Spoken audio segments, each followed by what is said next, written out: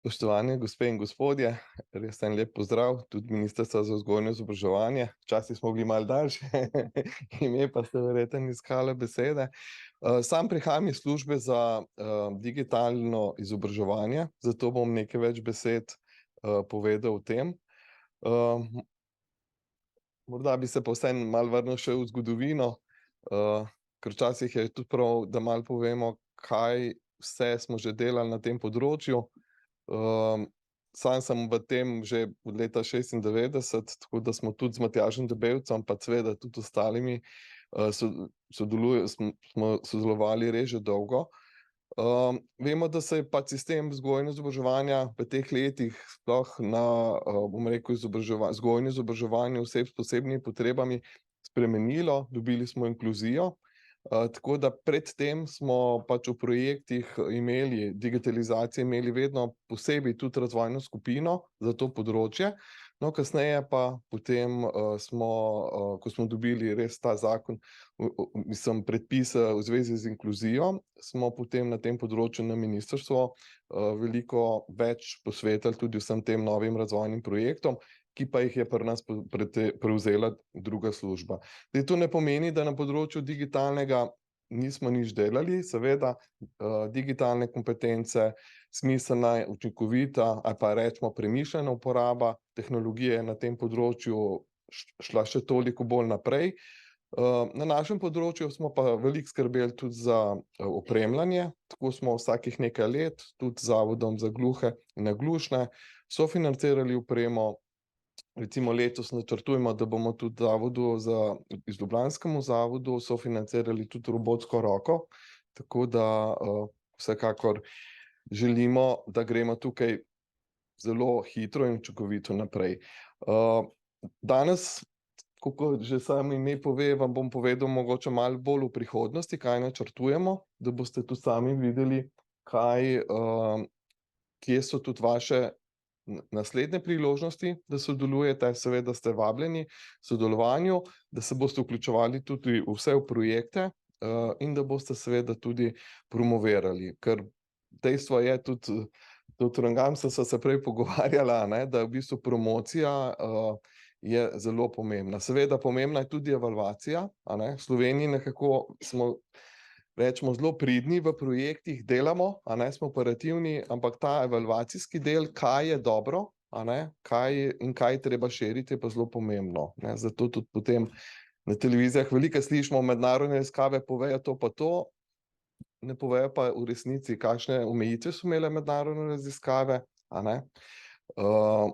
Tako da vemo, da je o tem veliko govora, seveda pri nas smo zadovoljni, da je to področje zastopano, da se o tem veliko govori, radi bi pa seveda res teh strokovnih rešitev še več.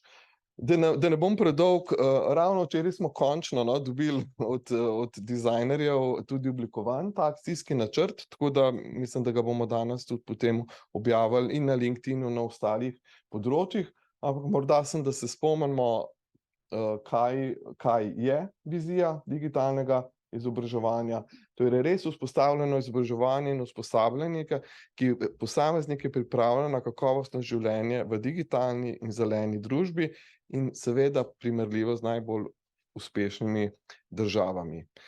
To je seveda lahko napisati, težje je to narediti, zato smo v bistvu 6 sklopov v okviru akcijskega načrta opredelili. Od začetka smo temu rekli prioritete, a ne, ker vemo, da na področju digitalizacije izobraževanja poteka res veliko aktivnosti, tudi na vašem, na tem področju, ampak stvari so čedalje bolj neusklajene in tudi na različnih kakovostnih ravneh. Seveda, zagotavljati moramo na različnih ravneh, recimo digitalno izobraževanje, tisti, ki še vedno, bomo rekli, so začetniki, ne, do seveda še bolj poglobljenih aktivnosti na tistih, ki so tukaj ne več, ne, bomo rekli pionirji, ampak že včasih se hecamo pa rečemo dinozavri, a ne. Skratka, v okviru tega središča, tisto, kar je pomembno za vas, je to, da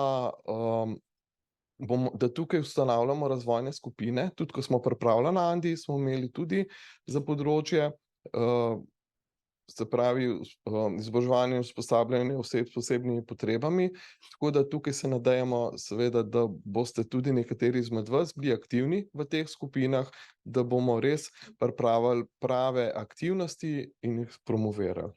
Potem drugo področje, ki je zelo pomembno, je didaktika digitalnega izobraževanja oziroma na kratko rečemo k temu digitalna didaktika, ki še vedno ni del, bomo rekli, splošne teorije in prakse pedagogike in andragogike, ne. Še vedno je to neko drevo zasejano, a ne, ki skuša z vejami prodreti v naše šolske prostore, a ne. Zato si želimo tukaj, da bomo res dobili skupaj, pripravljamo javni razpis, vse strokovnjake, tudi z vašega področja, s področja inkluzije, da bodo tako študenti potem na fakultetah, pa tudi pri usposabljanju učiteljev vsi imeli jasne potem in usmeritve, jasne primere, a ne. In tudi ne bo se zgodilo, da bo potem kdorkoli, ki ima 5 minut časa, a ne, sesuval učitelje, sesuval šole, da nekaj pač nekje ne deluje. Seveda pri didaktiki gre za to, da ne želimo si več frontalnega pouka, ki je preživet tradicionalni, seveda še vedno je prav, da učitelji pripovedujejo zgodbe, ampak prav je, da se učenci, mladi v šoli učijo s sodelovanjem, z reševanjem problemov in bojo potem tudi popoldne imeli več časa za druge stvari, ki jih zanimajo. Potem prenova učnih načrtov, a ne, se pravi, načrt je, da res uvedemo v šole preverjanje digitalnih kompetenc, ki seveda ne bo na testu, a ne, ampak bo šlo skozi proces, in seveda nove predmete računalništva informatike, a ne, ker tukaj smo res daleč v zaostanku. Četrto področje je temu potem prilagoditi usposabljanje učiteljev, ravnateljev in drugih, seveda začetno izobraževanje, se pravi na fakultetah ali pa programi do usposabljanj, do potem seveda tega stalnega nadaljnjega izobraževanja. Želimo seveda tudi uvesti v okviru tega področja sistemske spremembe, da bi učiteljem vseeno spremenili pogoje za zasedbo delovnega mesta, ne, ker na tem področju se res ne moremo privoščiti več, da učitelji ne bodo dovolj kompetentni. Peto področje, temu smo dali pa vse ostale stvari, ki so seveda zelo pomembne. Od vodenja vzgojno-izobraževalnega zavoda, ne, da imamo res vodstveni tim, do infrastrukture, do aplikacij, slovenskega izobraževalnega omrežja. No, in tukaj seveda imamo vmes, tukaj je ena izmed zelo pomembnih nalog, seveda tudi ta inkluzija oziroma enake možnosti. Šesto področje smo pa, ke smo delali Andi v času korone, trajalo je, da smo ga seveda potrdili in objavili, ker danes je družba taka, da ko strokovnjaki nekaj naredijo, pač malo več časa traja, da tudi ostali to razumejo, pa tudi, bomo rekli, ponotranjijo, zato se je tudi zgodilo, ne, da je bil recimo Andi v lanskem letu že praktično vse pripravljen, potrjen, objavili ga bomo pa letos. Zdaj kot zadnje, prosojnica, tako kot sem rekel, v okviru tega petega področja, ne, se pravi, imamo tudi zagotavljanje enakih možnosti. Tako kot sem prej povedal, v okviru teh naših projektov, bomo rekli, naših projektov, za katere skrbi služba za digitalno izobraževanje, bomo povezovali seveda z našim sektorjem za inkluzijo. Bomo pa to, kar je pač napisano, seveda poudarjali. Tako da toliko, no, na kratko, malo o zgodovini, malo o prihodnosti. Jaz vam želim danes res en lep dan. Z vami bom jaz žal lahko sem še kakšno uro, seveda bomo si pa zagotovo lahko posnetke pogledali tudi naprej. Tako da srečno, hvala.